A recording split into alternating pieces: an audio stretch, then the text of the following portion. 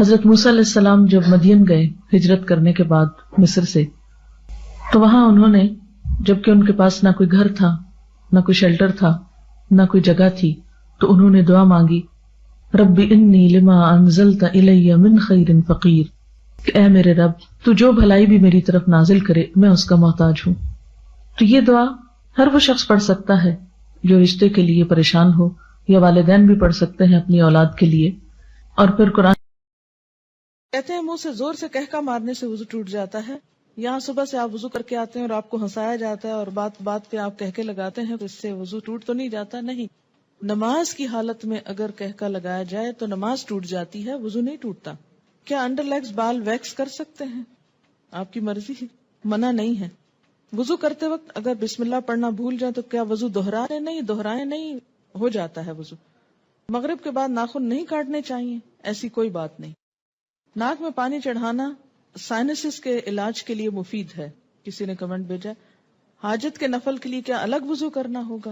آپ نے حدیث پڑھی تھی کہ آپ صلی اللہ علیہ وسلم نے فتح مکہ کے موقع پر ایک ہی وضو سے کئی نمازیں ادا کی تھی۔ شیرٹن میں ایک آنٹی واش روم کے ٹائلز پر تیمم کر رہی تھی۔ میں نے کہا ٹائلز کی دیوار پہ تیمم نہیں ہوتا، لیکن وہ کرتی نہیں۔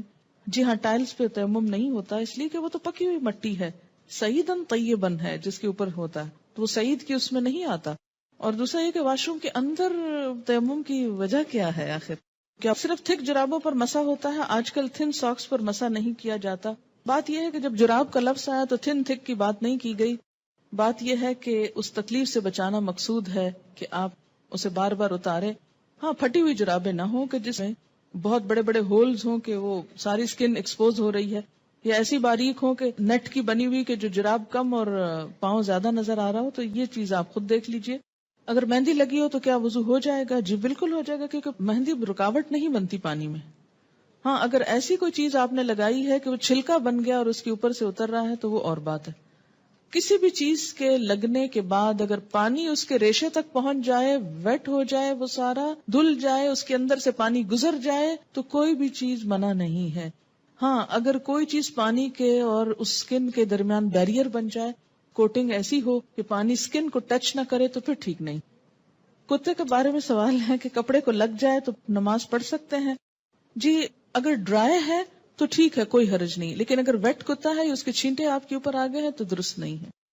کیا عورتوں کا ختنہ جائز ہے؟ آپ کس دنیا میں رہتے ہیں؟ کس دنیا میں رہتے ہیں؟ مجھے حیرت ہوتی ہے بعض دفعہ آپ کی حیرت پر۔ آپ کو پتا ہے بعض افریقن کنٹریز میں یہ رواج ہے۔ اس میں آپ دیکھیے کہ یہ ان کا ایک لوکل رواج ہے۔ اسلام نے عورت کے ختنے کا حکم نہیں دیا ہوا۔ یاد رکھیے، کسی حدیث میں عورت کے ختنے کی بات نہیں آتی، مردوں کے ختنے کی بات آتی ہے، اور ان کے لیے تو پروو ہو چکا ہے کہ ان کی صحت کے لیے ضروری ہے۔ لیکن اگر کسی خاص علاقے میں یا کسی خاص کلٹ میں ایسی کوئی چیز ہے تو وہ ان کا لوکل کلچر ہے، it's nothing to do with اسلام۔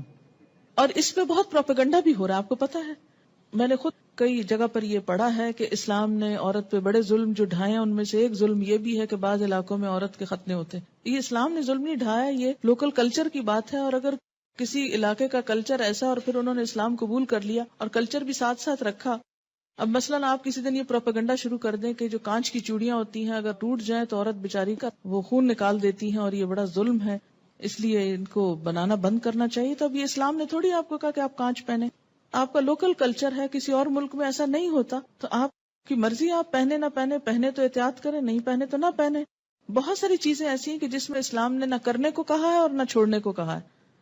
بہت سے لوگ کہتے ہیں کہ دیوار پر ہاتھ مار کر تیمم ہو جاتا ہے، اگر اس پر مٹیوں کے قرآن پاک کی آیت کیا ہے؟ سعیدن طیبن۔ پلین میں پانی موجود ہے، واش روم بھی ہے، لیکن جا کر کرنا مشکل ہے، تو کیا تیمم کر کے نماز پڑھ سکتے ہیں؟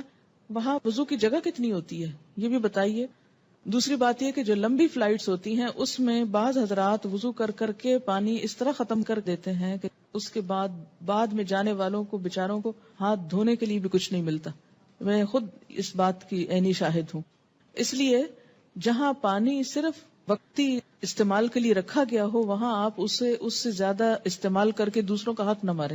ہاں، آپ پوچھ لیں جہاز والوں سے کہ اس میں 300 لوگوں کے وضو کا اہتمام ہے تو ٹھیک ہے، کر لیں۔ اگر غسل کرنے کے بعد استنجا کیا جائے تو کیا وضو قائم رہے گا؟ نہیں۔ اگر صابن لگاتے ہوئے یا ویسے دوبارہ انسان کا ہاتھ ایسی جگہ کو چھو جائے کہ جس کے چھونے سے وضو ٹوٹ جاتا ہے تو غسل کے بعد پھر دوبارہ وضو کرنا ہوگا. کیا وضو کے بغیر حدیث کے ٹیکسٹ کو چھوا جا سکتا ہے؟ چھوا جا سکتا ہے. غسل پاکی میں غراروں کا حکم ہے؟ نہیں، ایسا کوئی حکم نہیں ہے. یعنی کلی کرنا کافی ہے، گلے میں پانی ڈال کے غرارے کرنا ضروری نہیں. کسی نے مسئلہ پوچھا کہ انٹر کورس کے بعد پاک ہو جاتی ہے اور نماز بھی پڑھ لیتی ہے لیکن اس کا ڈسچارج ہوتا رہتا ہے، تو اس صورت میں کیا کریں؟ ایک دفعہ نہانے سے پہلے اپنی طرف سے پوری صفائی کر لی جائے. اگر اس کے بعد کوئی ایسی چیز ہو تو دوبارہ بس وضو ہی کافی ہے. کیا ریزر کا استعمال کر سکتے ہیں؟ جی کر سکتے ہیں. MATTE یہ کس قسم کی لپسٹک ہوتی ہے؟ صرف لپسٹک ہوتی. کیا اس سے وضو ہو جاتا ہے یا پانی ہونٹوں تک نہ پہنچے گا؟ میں نے کبھی لگائی نہیں، اس لیے مجھے پتہ ہی نہیں کہ یہ ایک ایسی لپسٹک ہے. یاد رکھیں کہ چھوٹے چھوٹے سوال اس طرح کے پوچھنے کے بجائے شریعت کا ایک اصول یاد رکھیں. ہر وہ چیز جس سے پانی سکن تک پہنچنے میں رکاوٹ نہیں ہوتی اس سے وضو ہو جاتا ہے. کوئی بھی چیز جس کے لگنے سے پانی سکن کو نہیں چھوتا، خواہ وہ کچھ بھی ہو، وضو نہیں ہوگا. وضو کرنے کے بعد اگر ٹی وی دیکھیں تو کیا وضو ٹوٹ جاتا ہے؟ اس میں بھی کیا اصول کار فرمائے؟ یہ میں نے سوال، مجھے معلوم تھا کہ یہ کوئی ایسا نہیں، لیکن میں نے جان بوجھ کے پڑھا ہے. کیوں جان بوجھ کے پڑھا ہے؟ اس سے آپ کو سکھانا. کہتے ہیں نا کہ ضروری نہیں کہ ایک بہت اچھے سوال سے انسان سیکھے، بعض اوقات ایک ایسے مذاقہ خیز سوال سے بھی کچھ سیکھ سکتے ہیں آپ. کیوں؟ اس لیے کہ جب تک شریعت کے جو احکامات ہیں ہمارے لیے ان کی علت نہیں معلوم ہوگی، وجہ نہیں معلوم ہوگی، اس وقت تک ہم سمجھ نہیں پائیں گے. پہلی بات تو یہ کہ وضو ٹوٹنے کے اسباب یا علت کیا ہے؟ کیا وجہ ہے کہ شریعت نے دوبارہ وضو کرنے کے لیے کہا ہے؟ کہ جسم کے اندر سے ناپاک ڈسچارج جب نکلتا ہے، مثلا بہت سے لوگ مجھ سے پوچھتے ہیں بچوں کو دودھ پلانے سے وضو ٹوٹ جاتا ہے؟ نہیں ٹوٹتا. اس طرح تو ماں کو ایک عذاب میں ڈال دیا جائے کہ بچے بعض اوقات ایسے ہوتے بہت تنگ کرتے ہیں، ان کو ایک عادت ہو جاتی، جو بچے بڑے ہوتے ہیں ان کو عادت ہو جاتی کہ ہر تھوڑی دیر میں آ کے ماں کو تنگ کرتے ہیں کہ دودھ دو. بعض اوقات ماں کو مارنا شروع کر دیتے ہیں، پریشان کرتے ہیں. اب ماں صرف اس لیے مار کھاتی رہے کہ میرا وضو ہے. اور بعض اوقات یہ کہ 2 سنت پڑھی آپ نے اور فرض پڑھنے کے درمیان میں بچے نے شور مچانا شروع کر دیا. بجائے اس کے کہ آپ فرض پڑھیں، آپ پہلے کیا کریں، اسے دودھ پلا لیں. اور آپ اس لیے نہ پلائیں کہ وہ میرا وضو نہیں رہے گا تو بچہ شور مچا مچا کے سب کو جگا ڈالے. اور پھر یہ کہ آپ نماز میں بھی کوئی توجہ نہ ہو کہ وہ چیختا ہے چلاتا رہے، میں پہلے نماز پوری کر لوں پھر دودھ پلاؤں گی. تو اسلام نے ایسے احکام نہیں دیے. اس میں کیا حکم ہے کہ آپ دودھ پلا سکتی.